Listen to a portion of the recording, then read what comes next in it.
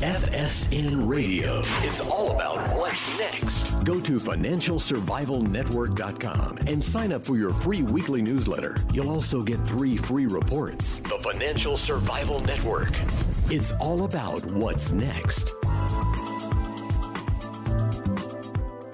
Welcome. You are listening to the Financial Survival Network. I'm Kerry Lutz. Today is March 6th, 2017, and it's time for another Triple Lutz Report. And this one is brought to you by HelloFresh. That's HelloFresh.com. There's a great offer coming up for you. Just to listen on, you'll get it. But HelloFresh creates delicious recipes with step-by-step instructions. It's delivered fresh to your door, HelloFresh.com. So if you haven't seen this week's newsletter, I suggest you check it out. It is a great one. But basically, here's the deal. Trump really got it wrong. Congress is the enemy of the people. Here's some quotes just to illustrate the point to you. Gideon J. Tucker, no man's life, liberty, or property are safe while the legislature is in session. Suppose you were an idiot, and suppose you were a member of Congress. But I repeat myself, Mark Twain. The American public will endure until the day Congress discovers that it can bribe the public with the public's own money. Alexis de Tocqueville. This country has come to feel the same when Congress is in session as when the baby gets hold of a hammer. One of my favorites. In many years, I have come to a conclusion that 1 useless man is a shame, 2 is a law firm, and 3 or more is a Congress. John Adams. That was a long time ago. Talk is cheap, except when Congress does it. Cullen Hightower. Congress consists of 1/3 more or less scoundrels, 2/3 more or less idiots, and 3/3 more or less poltroons. You can go look up the definition of poltroons. H.L. Mencken, one of my favorite philosopher. He was a newspaper editor, magazine editor in Baltimore around the early part of the 20th century. With Congress, every time they make a joke, it's a law. And every time they make a law, it's a joke. Will Rogers. I have wondered at times what the 10 Commandments would have looked like if Moses had run them through the U.S. Congress. Ronald Reagan. And here we'll bring it up to current times. When buying and selling are controlled by legislation, the first things to be bought and sold are legislators. P.J. O'Rourke. And we interviewed him one time on FSN. So a couple of weeks ago, the state governors met with members of Congress to discuss the fate of Obamacare, and they were informed that the elimination of Obamacare would lead to disaster. States that participated in expanded Medicaid coverage stood to lose billions in funding. Individuals who are receiving the subsidies in the health insurance marketplace would wind up uninsured. Chaos would be the guaranteed net result. And in other words, the Republican-controlled Congress, putting its collective head together, is unable or unwilling to come up with anything better than Obamacare. Now, look, what's happened in the 7 years since Obamacare, and it really is Obamacare, was passed? You've got escalating premiums, sky-high deductibles, and co-payments. Most insurance doesn't even begin to kick in until you've got a serious illness or catastrophic health event. And Michael Moore so eloquently stated in the run-up to the election, the average Joe Blow and Mary Blow and whatever,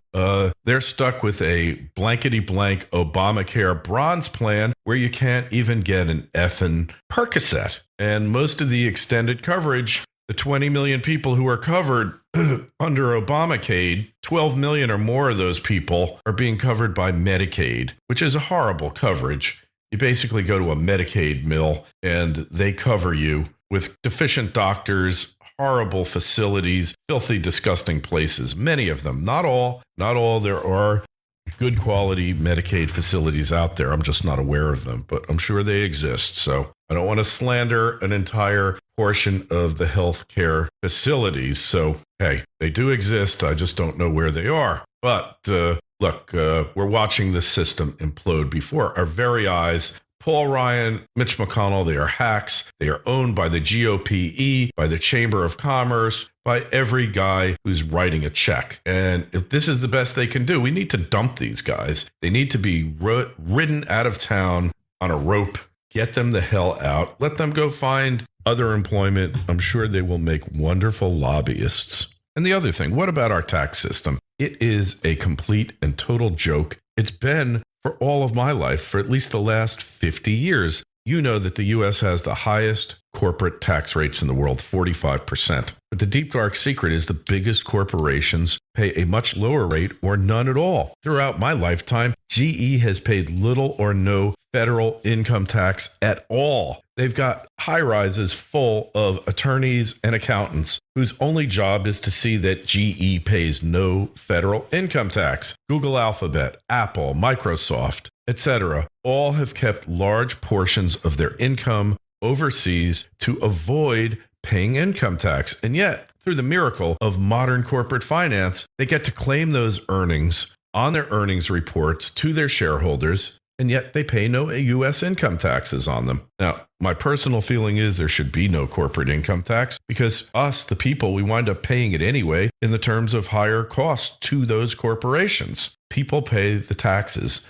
not businesses. But small businessmen like myself, we get the privilege because generally you're going to have a sub-S corporation or an LLC partnership. Income flows directly to you individually. You're not paying a corporate tax. You pay it at your own personal rate, which is usually the highest rate. Thanks to Obamacare tacking on another 4%, you pay 39%. That's just the federal tax rate. And then you got all these idiotic state income taxes. I live in Florida now. I'm paying no state income tax, but I've got deals left over from New York where I'm paying New York state income tax. So tack that on. So let's end the charade now. Cut the corporate tax rate to 15%. Change the law so that these corporations will pay taxes on their overseas earnings when they report them to shareholders, whether they bring them home or not. Give them a one-time 10% rate to repatriate those accumulated overseas earnings, which by some accounts are $2 to $3 trillion. Uncle Sam gets the windfall and everybody's happy. You know, Mitch McConnell announced a month ago, but look, before we get into that, let's talk about HelloFresh. I mean, I have tasted the food. I've prepared it. It is amazing. I mean, I had chicken the other day that blew me away. No antibiotics, no hormones. It was purely organic. There was a recipe in there. It was fabulous. And you know that I'm a lousy cook. This is one of the main reasons why I need a talented woman in my life, because I can't cook worth a darn. But HelloFresh.com makes it so easy. You can go there and you can use the discount code KHL and you will get $35 off your first week of deliveries. So it's HelloFresh.com. Enter the promo code KHL. When you subscribe, get $35 off. I mean, it's so good. You know, they have professional nutritionists. They've come up with these balanced meals. They only use the freshest ingredients measured to exact quantities needed, so there's no waste. I mean, one thing I hate is throwing out perfectly good food because there's too much of it. I mean, 2 registered full-time dietitians on staff. They review each recipe. I mean, it's delivered to your doorstep in a special insulated box for free. I mean, look, I love this product. It is such high quality. It is such good food. You got to go do it now. HelloFresh.com. We don't see many sponsors like this. They're totally dependent upon making you, the consumer, happy. So you got to get it. Try it out and let me know what you think. Send me an email, kl@kerrylutz.com. Tell me what you think, but go over there now. Whether you're a professional chef or a novice, you're going to be happy with this because it's all really high quality. You get the recipe and you follow it step by step like I did. You're going to love it. HelloFresh.com. Use the promo code KHL. You'll get $35 off your first week. You can't go wrong. So anyway, getting back here, Mitch McConnell announced a month ago that he was worried about tax reform increasing the deficit. I mean, this guy is a complete hypocrite. For 8 years, he was literally Obama's lapdog. He never mentioned a word about the deficit. And now, when the average American might actually get a break, he's concerned about the deficit. And look, my mother always warned me never to trust people with weak chins and chicken necks. Now I totally understand why. Sure, the media is dangerous, like Trump said, but they're nothing compared to the U.S. Congress. As Justice Learned Hand once said, the power to tax is the power to destroy. Boy, if he had only known. So, I don't know if you had a chance to get back to the website or not. Again, probably you have if you're listening to this. FinancialSurvivalNetwork.com. Make sure you sign up for the newsletter. We've kind of reverted back to the old website. The response from you has been overwhelmingly positive, which I am really happy about.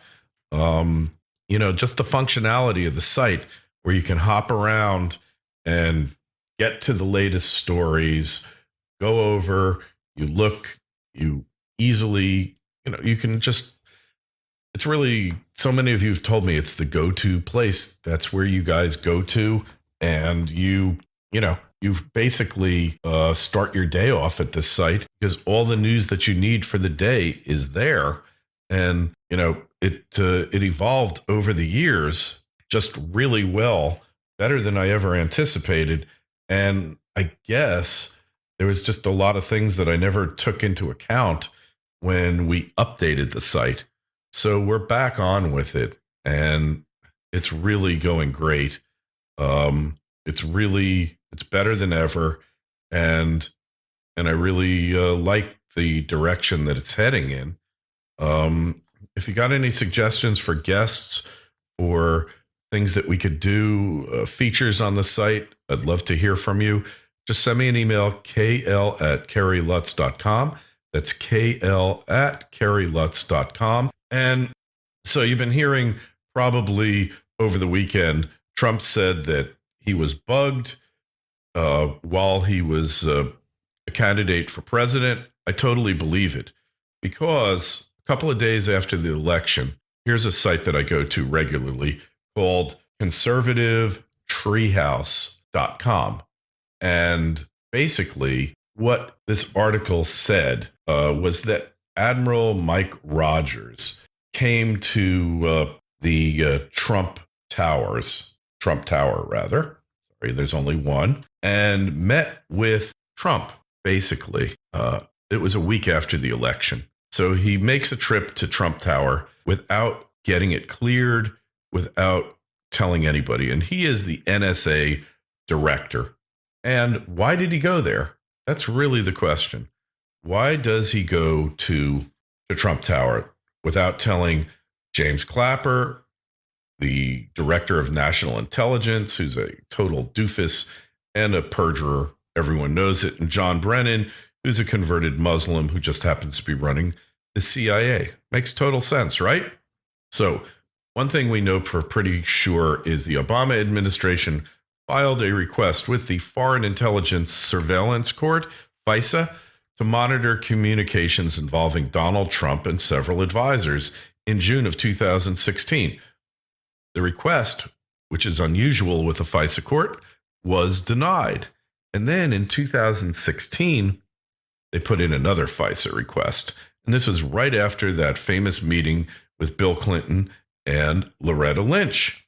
And this one focused on a computer server in Trump Tower suspected of links to Russian banks, which never happened. And this one got granted, but it supposedly didn't mention Trump by name. Really interesting, huh? But so what happens? Tuesday, November 8th, the election is held. Trump wins. And then November 17th, Mike Rogers, director of the NSA, meets with President-elect Trump, and he doesn't clear it with his bosses. And on Friday, November 18th, the Washington Post reported there was a recommendation in October that Mike Rogers be removed from his NSA position, but he was never removed. Isn't that interesting? This thing just gets deeper and deeper. But it was obvious that Trump was probably tipped off by Rogers. Why else would Rogers go to see Trump directly, and he probably went in a room where he knew there were no bugs, no nothing. So we know that that former President Obama had a history of bugging people, his enemies that he didn't like. He tapped Angela Merkel, okay? He tapped Cheryl Atkinson. He tapped Rosen over at Fox News. So to think that he tapped Trump, it's likely. And I think Trump has known it for a while and was waiting to play this Trump card. And it's going to be very, very hard for the Democrats to keep persisting with, gee, how are we going to screw Trump on this Russian scandal today? So it's an interesting little pseudo scandal going on. I personally don't believe Trump's in with the Russians. I think this is a red herring. Believe me, he's got plenty of skeletons in his closet.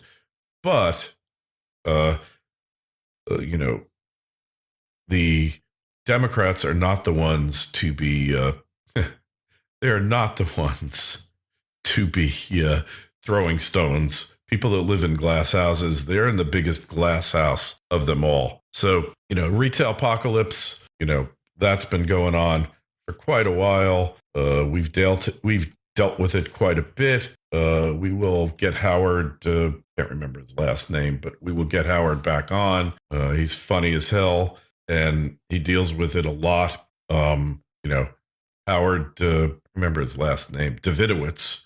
I will tell Melissa to get Howard Davidowitz on as soon as possible. So, yeah, we'll get Howard Davidowitz on. I just sent a text to Melissa to get him back on. I mean, he is Mr. Retail. He knows really everything that's going on. We'll see what he thinks is going to happen here as Trump takes control and where we're heading with all this. Let's see. So fracking, you know, it's still going strong in Texas, but it's really not doing too great in North Dakota. Is this the coming? Is this the end in sight for North Dakota fracking? Will they all be turned into stripper malls, stripper wells rather? I'm not sure of that, because technology is definitely in place to keep things going. But the quality of the geology in North Dakota is much different than it is in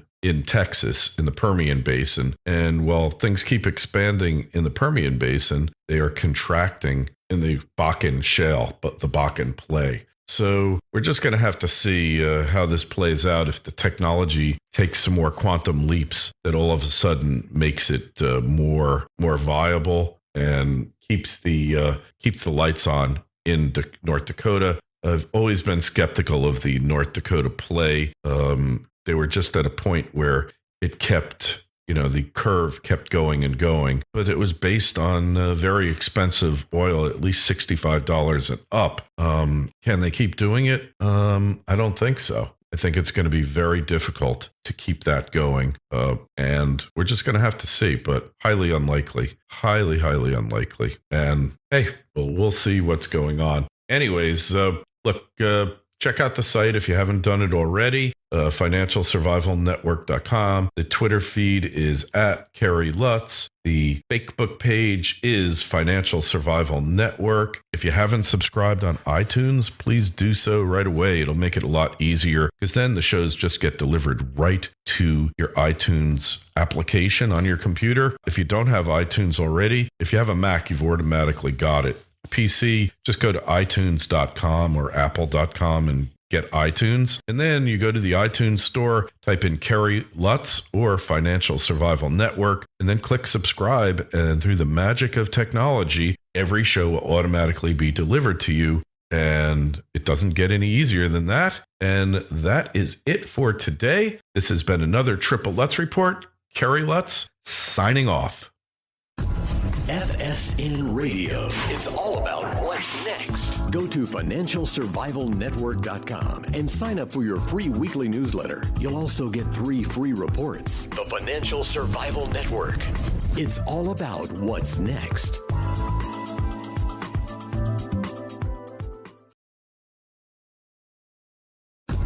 FSN Radio. It's all about what's next. Go to financialsurvivalnetwork.com and sign up for your free weekly newsletter. You'll also get 3 free reports. The Financial Survival Network. It's all about what's next. Welcome. You are listening to the Financial Survival Network. I'm Kerry Lutz. Today is March 6th, 2017, and it's time for another Triple Lutz report. And this one is brought to you by Hello Fucker. No man's life, liberty, or property are safe while the legislature is in session. Suppose you were an idiot, and suppose you were a member of Congress, but I repeat myself, Mark Twain. The American public will endure until the day Congress discovers that it can bribe the public with the public's own money. Alexis de Tocqueville. This country has come to feel the same when Congress is in session as when the baby gets hold of a hammer. One of my favorites. In many years, I have come to a conclusion that one useless man, Fresh, that's HelloFresh.com. There's a great offer coming up for you. Just to listen on. You'll get it. But HelloFresh creates delicious recipes with step-by-step instructions. It's delivered fresh to your door. HelloFresh.com. So if you haven't seen this week's newsletter, I suggest you check it out. It is a great one. But basically, here's the deal. Trump really got it wrong. Congress is the enemy of the people. Here's some quotes just to illustrate the point to you. Gideon J. Tuck is a shame. 2 is a law firm. And 3 or more is a Congress. John Adams. That was a long time ago. Talk is cheap, except when Congress does it. Cullen Hightower. Congress consists of 1/3 more or less scoundrels, 2/3 more or less idiots, and 3/3 more or less poltroons. You can go look up the definition of poltroons. H.L. Mencken, one of my favorite philosopher. He was a newspaper editor, magazine editor in Baltimore around the early part of the 20th century. With Congress, every time they make a joke, it's a law. And every time they make a law, it's a joke. Will Rogers. I have wondered at times what the 10 Commandments would have looked like if Moses had run them through the U.S. Congress. Ronald Reagan. And here we'll bring it up to current times. When buying and selling are controlled by legislation, the first things to be bought and sold are legislators. P.J. O'Rourke. And we interviewed him one time on FSN. So a couple of weeks ago, the state governors